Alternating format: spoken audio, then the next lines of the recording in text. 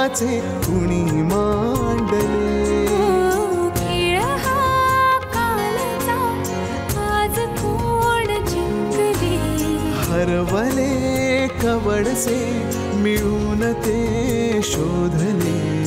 एकमेकांना काय हवे, जे हवे सगळेच आणले तुझसाठी. हो हो कळावे तुझे तुला मी तुझ्यासाठी. कोणी कुठे बांधल्या रेशीम गाठी. जुळून येते रेशीम गाठी, आपल्या रेशीम गाठी. जुळून येते रेशीम गाठी, रेशीम गाठी. घ्या इथे.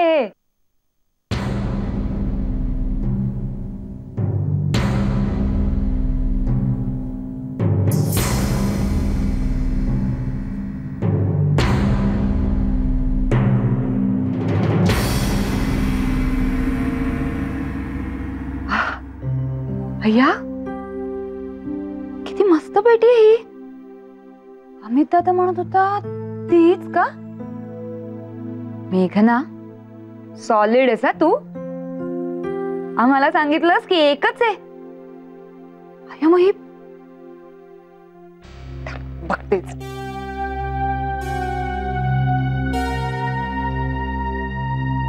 वाव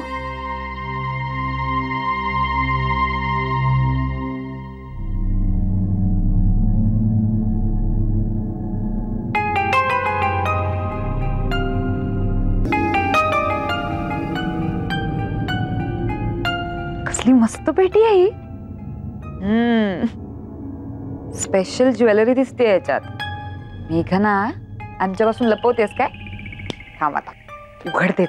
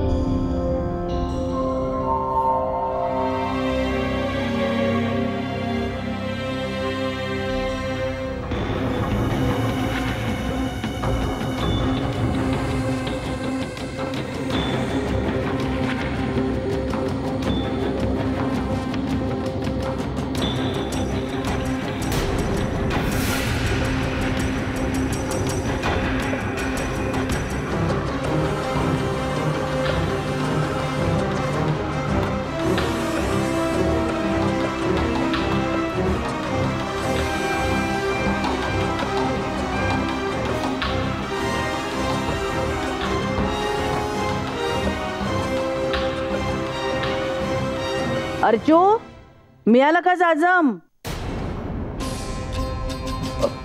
हो माई, मिळालं.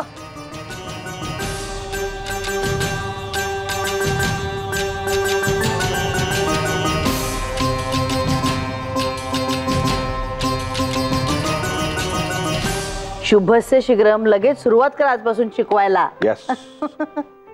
अर्जू, मिळालं का तुला काय हवं होतं ते? हो मिळालं. अहो, हिला पण घ्या तुमच्या ट्रेनिंग मध्ये. क्लास बंद पडेल माझा. काय हो. हे पण आदित्य, घरी सगळं सांगण्याचा डिसिजन कसं काय घेतलास? बाबांच्यात आणि तुझ्यात बोलणं झालंय काहीतरी नक्कीच. खरं खरं सांग बघू मला. ऍक्च्युली तुझ्या डान्स वरून निघालेला विषय तिथे जाऊन पोहोचला. आणि मेघना, मी तुझ्या बाबांना सांगून टाकलं की मला तुझ्या भूतकाळाविषयी सगळं माहित आहे. काय?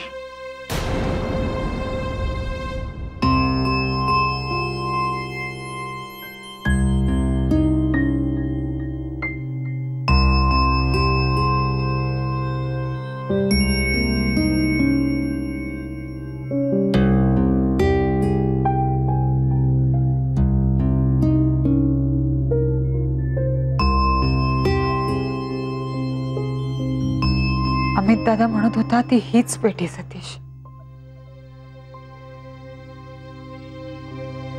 किती सफाईने खोटं बोलली ही आपल्याशी.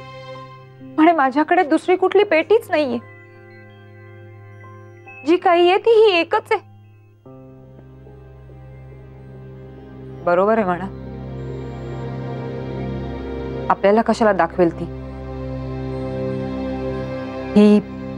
ही फोटोची ज्वेलरी होती ना त्यात. सतीश, अरे म्हणजे तिचं बोलायला सुद्धा लाज वाटते.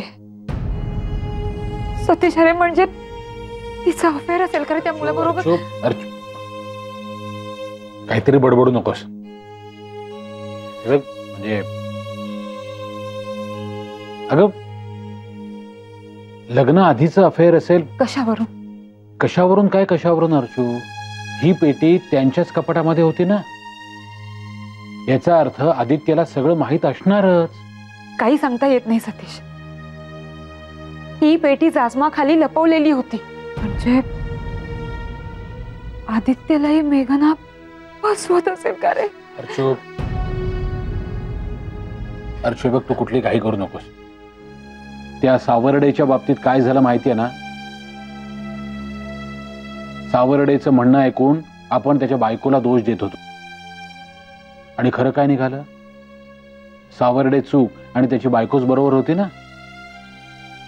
अर्चू, आपण असं करूया, तुझ्या मैत्रिणी येऊन गेल्यानंतर आपण शांतपणे विचार करू आणि मग ठरवू काय करायचं आणि कसं करायचं ते.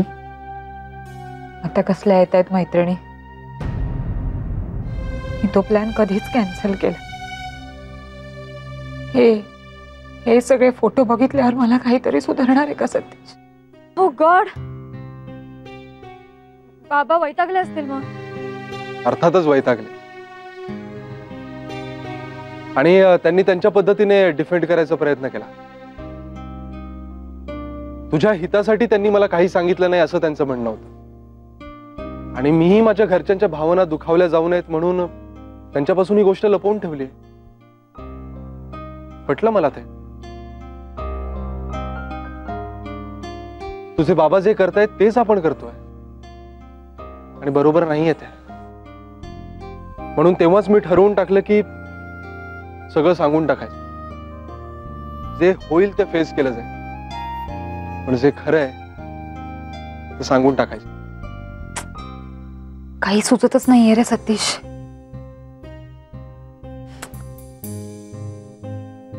वाटलं नव्हतं हे सगळं असं होईल.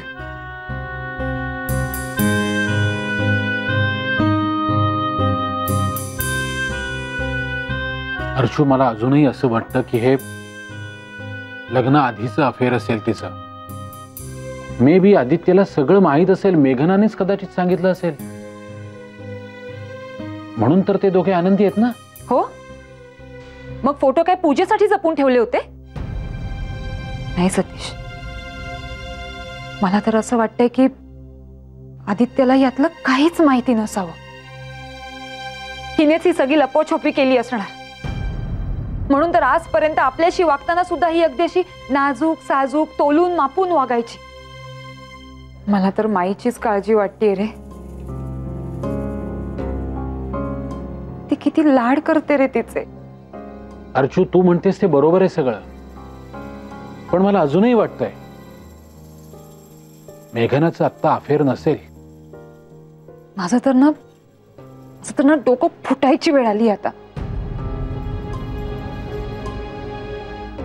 सतीश, काहीच सुचत नाहीये रे.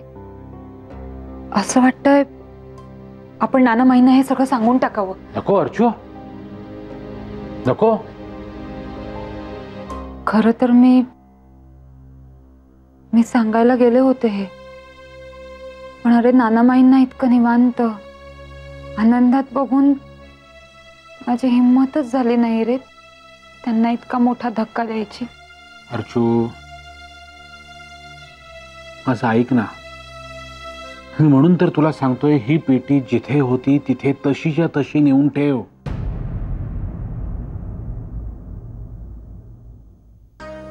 बघ अर्चू, एक तर त्यांना न विचारता आपण त्यांच्या वस्तूला हात लावलाय आणि वर त्यांनाच दोष देतोय.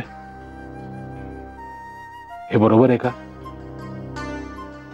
त्यांनी स्वतःहून जर का आपल्याशी काही शेअर केलं असतं तर गोष्ट वेगळी होती, पण तसं नाहीये ना.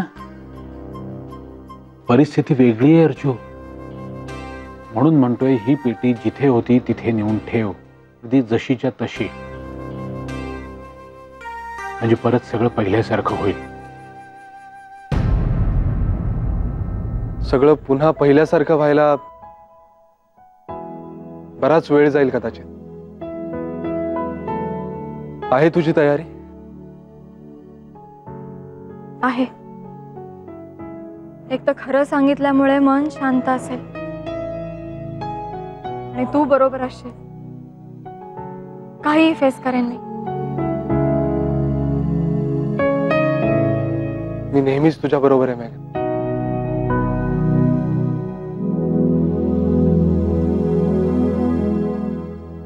सतीश, अरे जर मी ती पेटी उघडलीच नसती ना तर जशीच्या तशी ठेवून आले असते मी ती कपाटात.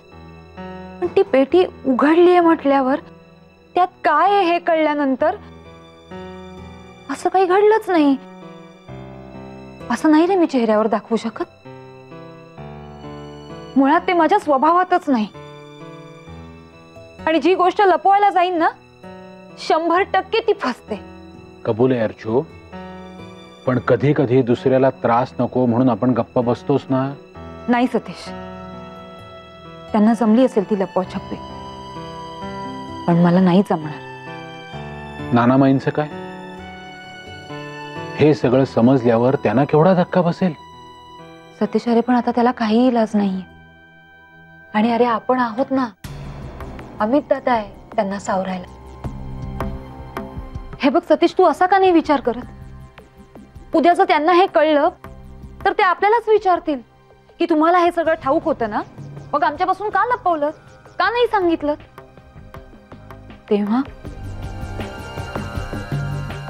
तेव्हा काय उत्तर देणार आहेस? सांग ना, काय उत्तर देणार होत आपण? आणि समजा आदित्यला हे सगळं माहित नसेल तर? ह्याच विचाराने तर जीव कासावीस होतोय रे माझा.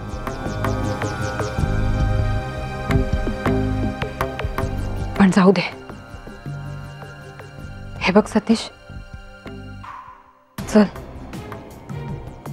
आपण ही पेटी घेऊन खाली जाऊया, सगळ्यांना हे दाखवूया. सतीश, अनायसे ते दोघं सुद्धा घरात नाहीये. प्लीज चल. सतीश, उठ.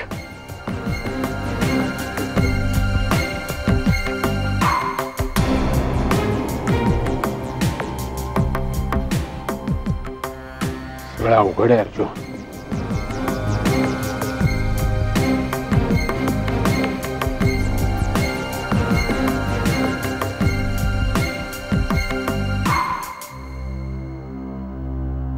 अर्चू, अगं काय आहे हे? काय प्रकार आहे सगळा?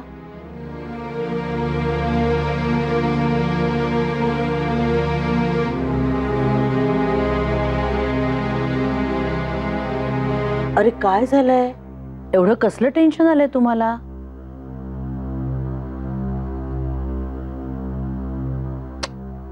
अर्चू, अगं काय आहे सगळा प्रकार?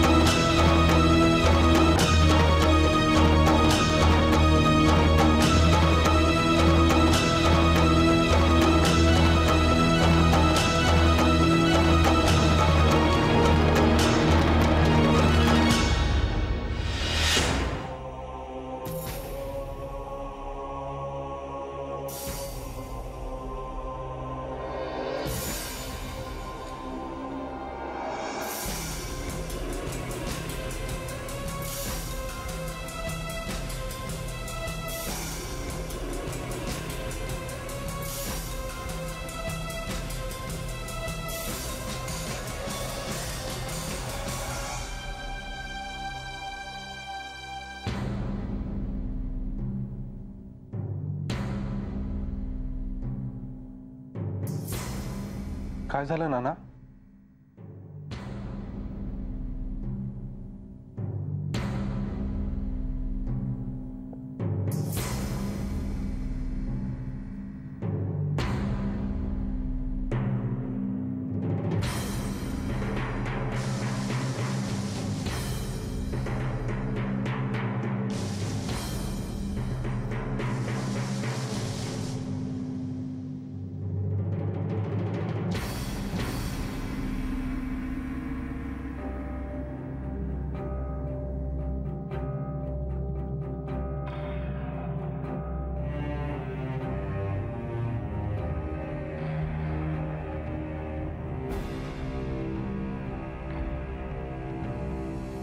आदित्य, हा सगळा काय प्रकार आहे?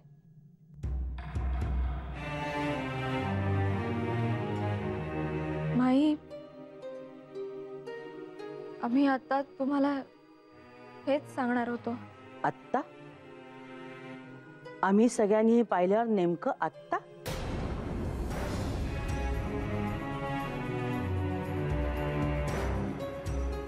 आदित्य, ही तीच पेटी आहे ना जी आमच्याकडे नाही असं तुम्ही दोघंही सांगत होता? ही सगळी माझी चूक आहे दादा. हा माझा आणि आदित्य नगरकरचा फोटो आहे.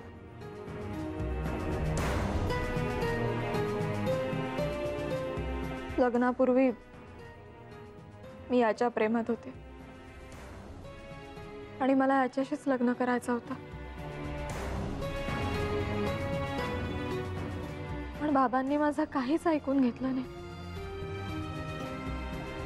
आणि आदित्यशी लग्न ठरवून टाकलं. ठरवून टाकलं म्हणजे? तू काय मुकी बावली होतीस का तेव्हा? स्वतःचं म्हणणं तुला मांडता आलं नाही? अगं लग्न म्हणजे पोरखेळ वाटला का तुला? पायव मी खूप प्रयत्न केला आणि त्याच्याबरोबर निघून जायचे सगळे प्रयत्न फसले माझे. आदित्य, हे सगळं तुला माहित होतं? लग्नाच्या आधी मेघनाने मला हे सांगण्याचा खूप प्रयत्न केला, पण प्रत्येक वेळी काहीतरी अडचण येत गेली. नाही, पण ही गोष्ट तू आम्हाला तरी येऊन सांगू शकली असतीस ना मेघना, की तुला हे लग्न करायचं नाहीये म्हणून. आजच्या काळामध्ये अशा एका सुशिक्षित मुलीचं अशा पद्धतीने लग्न लावून दिलं हेच पटत नाहीये मला. दादा, पण तू मेघनाच्या बाबांना ओळखतोस ना, ते कसे आहेत. आणि त्याच वेळी त्यांना हार्टचा काहीतरी त्रास झाला होता, त्याचाही दडपण होतं मेघनावर. आणि हे खरं आहे की आदित्य नगरकरवर माझं प्रेम होतं, त्याच्याबरोबर लग्न करायचं होतं मला. पण ज्या क्षणी तो मार्ग बंद झाला आणि मी हे लग्न केलं, त्या क्षणापासून मला या लग्नात प्रामाणिक राहायचं होतं. खोट्याच्या पायावर मला हे नातं नव्हतं उभं करायचं. आणि म्हणूनच लग्नाच्या पहिल्या रात्रीच मी आदित्यला सगळं सांगितलं.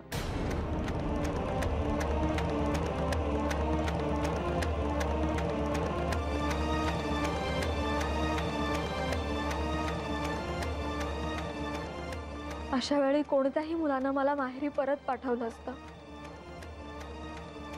किंवा बळजबरीनं स्वतःची बायको केलं असतं,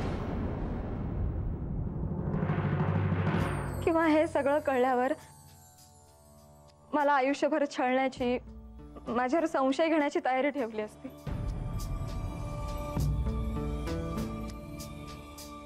पण माझ्या आदित्यनं, हो आज अभिमानानं म्हणते मी, माझा आदित्य, माझ्या आदित्यनं असं काहीही केलं नाही. उलट अगदी अनपेक्षित स्टँड घेतला. त्याचं म्हणणं असं होतं की त्या क्षणी माझं त्याच्यावर प्रेम नाही इतकाच मुद्दा आहे. सो मला जर आदित्य नगरकरकडे परत जायचं असेल तर मी तसा निर्णय घेऊ शकते. तो स्वतः मला त्याच्यापर्यंत न्यायला तयार होता.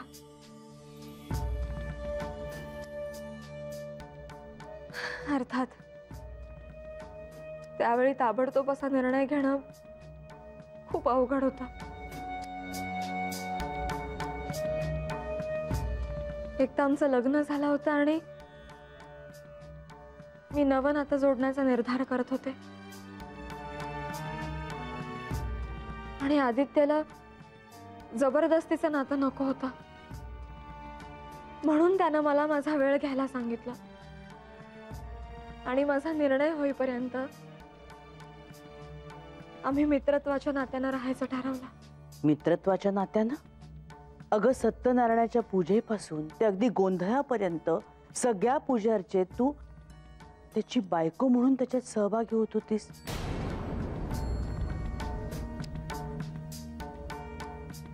मम म्हणून त्याच्या हाताला हात लावत होतीस ग. जोडीनं सगळ्यांच्या पाया पडत होतीस. सौभाग्यवती मेघना आदित्य देसाई असं नाव लावत होतीस. सासू सासरे नणंद दीर जाऊ या नात्यांनी तू आम्हाला वागवत होतीस मेघना. मेघना हे सगळं नाटक होतं. तू माझ्या घराण्याच्या देवाशी खोटं वागलीस. आणि देव हा दगडात नसतो, हृदयात असतो, माणसात असतो असं छाती ठोकपणे सांगणारा माझ्या सज्जन नवऱ्याशी तू खोटं बोललेस मेघना. हे नाना देसाईंचं कुटुंब आहे मेघना. काही मूल्य जपणारं, खरेपणा आणि विश्वास यांना महत्वाचं स्थान या कुटुंबात. आणि खूप मोठा विश्वासघात केलाय तुम्ही दोघांनी. आदित्य, एवढा मोठा निर्णय घेताना एकदा तरी नानांना विश्वासात घेऊन तू सांगायचं होतंस. अरे ही तर बाहेरून आलेली आहे रे, पण तू तर आमचा होतास ना रे. एवढा मोठा खोटेपणा. आणि समजा उद्या तुझी बायको म्हणून वावरत असताना ही त्या मुलाबरोबर गेली असती तर? आता तरी तुमचे नातं कशावरून खरं आहे रे? नाही आदित्य, आता तुमच्यावरचा नाही, तुमच्यामुळे विश्वास या शब्दावरचाच माझा विश्वास उडालाय.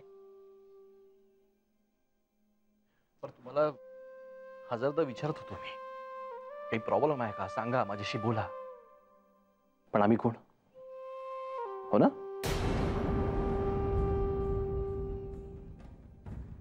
परक करून टाकलोस तो आदित्य. परक? अरे अमित दादा, हेच दोघं एकमेकांसाठी परके होते. आम्ही एकत्र आहोत असं खोटं नाटक करत होते. म्हणून तर जेव्हा मी फोटो काढण्यासाठी आदित्यला तिचा हात धरायला सांगितला, तेव्हा त्याने तिचा हात न धरता तो तिथून निघून गेला. आदित्य, या पेटीबद्दल सुद्धा तू लपवलंस. अमित दादाशी तू खोटं बोललास. आजपर्यंत माझ्या आणि सतीश मधल्या छोट्या छोट्या गोष्टी सुद्धा मी तुझ्यासोबत शेअर करत होते. काय अर्थ राहिला रे त्याला? का वागलास? ही पेटी आहे ना, ती चुकून मला सापडली म्हणून. नाहीतर आय एम डॅम शुअर की हे सगळं तुम्ही आमच्यापासून लपवलं असतं. खरं कधीच समोर आणलं नसतं आमच्या. आदित्य, तुझ्या लेखी आमची ही किंमत असेल ना असं वाटलं नव्हतं. आपल्या घरात हे असं घडावं. रागावर, लोभावर, अहंकारावर, भीतीवर, स्वार्थावर नानामाईंनी मोठ्या परिश्रमाने आणि समजूतदारपणाने विजय मिळवला. आणि तो विश्वास स्वतःमध्ये नाही तर या घरातल्या प्रत्येकाच्या मनामध्ये निर्माण केला होता. तू तो विश्वास तोडलास आदित्य. या घरातला जो एकोपा होता ना, तो तू मातीमोल केलास. आमचं सोड रे, पण तू नानामाईंना दुखवलंस ना, त्याचं जास्त वाईट वाटतंय.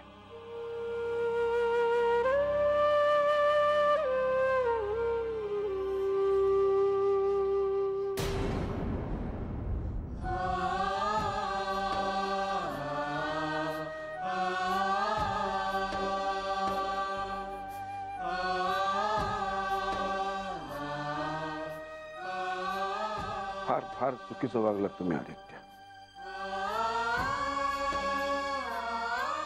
पराभव केलात आमचा. तुला हे सगळं आम्हाला सांगावं असं वाटलं नाही का रे? तुला सुद्धा?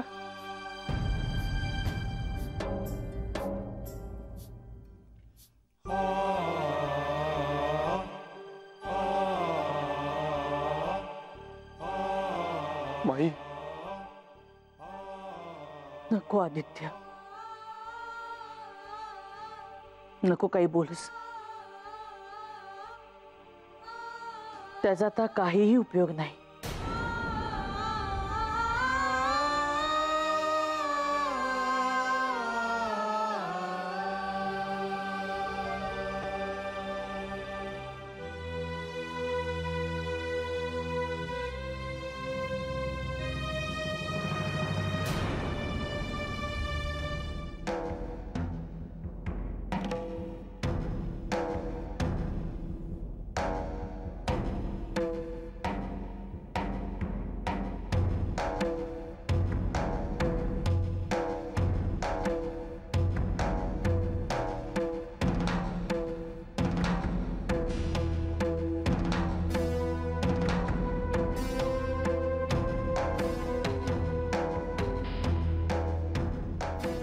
अमित,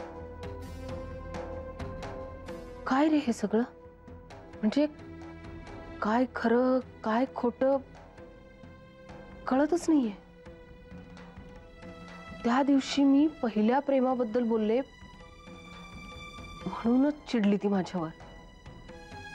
हिच्या मनात तो दुसराच कोणीतरी होता म्हणून परक्यासारखी वागायची ती. म्हणजे वरवर आदित्याची बायको म्हणून वावरायची, पण बापरे, हे सगळंच खूप भयंकर आहे. मी त्या सावर्डेचा गुंता सोडत बसलो होतो आणि इथे घरात माझ्या सख्या लहान भावाच्या बाबतीत तसंच घडत होतं आणि आपल्या कुणालाही त्याची कल्पना नव्हती.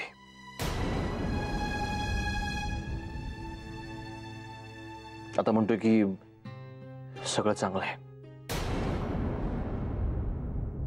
कशावरून?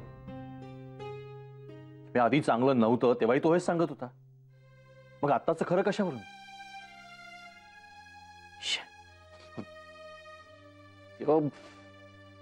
माझं ना डोकं आउट झालंय विचार. अमित तू प्लीज डोक्यात राग घालून नको ना घेऊस. आपण बोलूया त्याच्याशी शांतपणे. अजिबात नाही, अजिबात नाही. हे बघ, मला या विषयावर एक अक्षरही बोलायचं. मला ना सतत जाणवत होतं की त्यांच्यामध्ये काहीतरी प्रॉब्लेम आहे. मी दोघांनाही सांगत होतो की जे काही असेल ते माझ्याशी स्पष्टपणे बोला, मला येऊन सांगा. पण नाही, तेव्हा प्रॉब्लेम नव्हताच ना त्यांच्यामध्ये, आणि आत्ताही तो नाही. जाऊ देत ना, ते आणि त्यांचे प्रॉब्लेम्स. मला या विषयात पडायचं नाही. माझा काहीही संबंध नाही.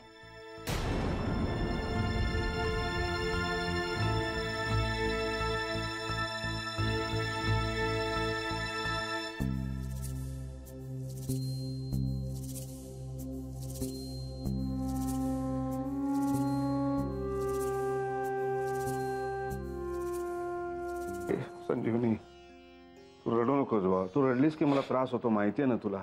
मला काय हौस आले का रडायची? पण आज जे काही आपल्याला कळलंय ना, ते ऐकून रडण्याखेरीज आपल्या हातात काहीही शिल्लक राहिलेलं नाहीये. काय तर म्हणे, लग्नाच्या पहिल्याच रात्री तिने आदित्यला सगळं सांगितलं. अगं पण पहिल्याच रात्री सगळं खरं सांगण्याची हिंमत तर दाखवली तिने. मग तीच हिंमत लग्न ठरवण्या अगोदर का नाही दाखवली तिनं? सगळ्यांच्या समोर तिचं काही चाललं असेल असं वाटतंय का तुला? त्यांचं तर नावच काढू नका तुम्ही. सरळ सरळ फसवलंय त्यांनी आपल्याला. नाही, मी जाब विचारणार आहे त्यांना या सगळ्या गोष्टींचं. मुलीचं मन दुसरं. संजीवनी, हे बघ, एखादी घटना घडते ना तेव्हा ती फार वेगळ्या पद्धतीने घडलेली असते. तेव्हा त्यात अडकलेल्या माणसांच्या भावनांचा नुसता असा गुंता झालेला असतो. आणि मुख्य म्हणजे तू आता रागावली आहेस म्हणून असं बोलते. हे बघ, डोकं शांत होऊ दे. आपण या सगळ्या प्रकरणाचा पुन्हा एकदा शांतपणे विचार कर. आणि मी तुला एक सांगतो संजीवनी, रागाने घेतलेल्या निर्णयांमध्ये बहुतेक वेळा पश्चाताप करण्याची वेळ येते. दुःख सगळ्यांना झालेलं आहे, होणारच. पण आपण आत्ता आपला राग आवरायला हवाय.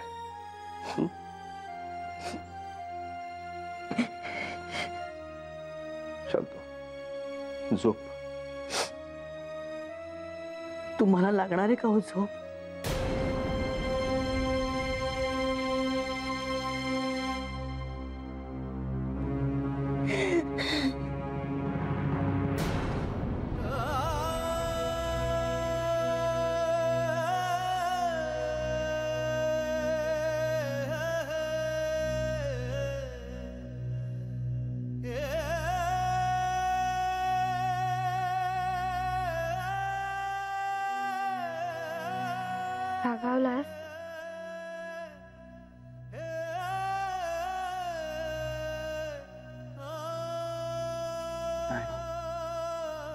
पण हादरलोय.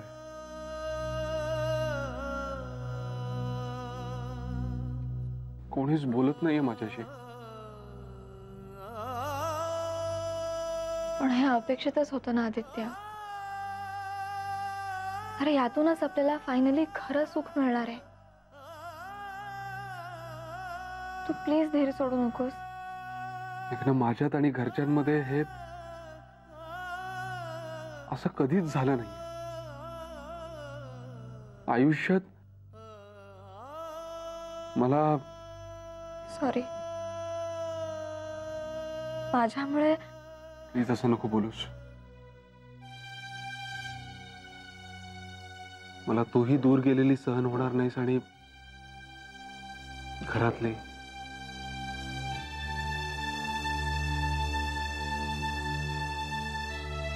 मला आपण सगळे एकत्र असायला हवे आहोत. त्यासाठीच आपण खरं सांगितलंय सगळ्यांना. त्यासाठी आपण खऱ्या अर्थानं सगळेजण एकत्र असायला हवे आहोत. म्हणून प्लीज घाबरू नकोस. आपण सगळे एकत्रच असणार आहोत नेहमीच.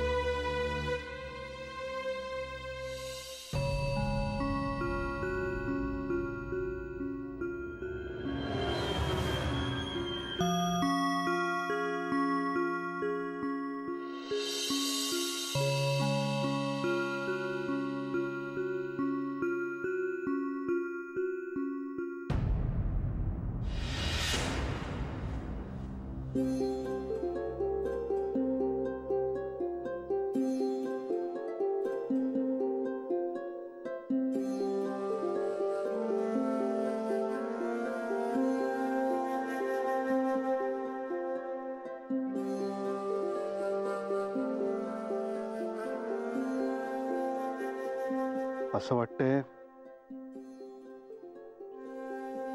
ओळखीचं काहीच नाही या घरात. सगळ्यांनी एकदम परक करून टाकलं आपल्याला. आपण सांगितलं आणि त्यांनी ऍक्सेप्ट केलं. असं थोडीच होणार होतं. आपल्याला वाट बघायला हवीच ना रे.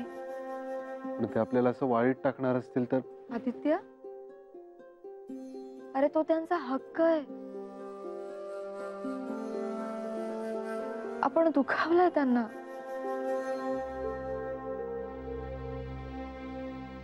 अज्ञानात खरंच सुख असतं. इतके दिवस सगळं सुरळीत चाललं होतं. तू लाडकी होती सगळ्यांची.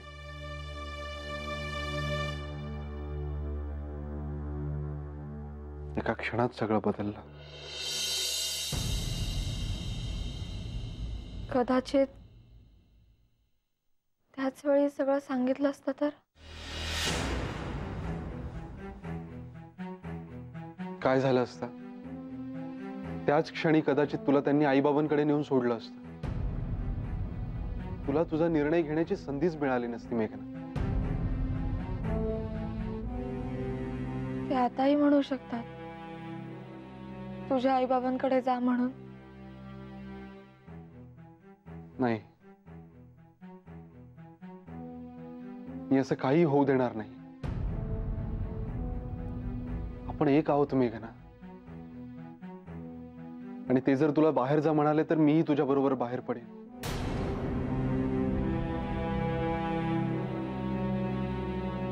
नाही तशी वेळ येणार.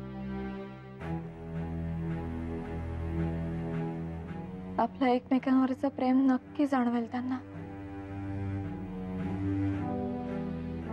आणि त्यांच्यावरचं प्रेम सुद्धा नक्की जाणवेल. पण तोपर्यंत त्यांचा राग, त्यांच्या मनात उमटलेला तिरस्कार आपण सहन करायला हवा. आणि कितीही अपमान झाला तरी आपल्या बाजूने त्यांना जोडून घ्यायचा प्रयत्न करायला हवा.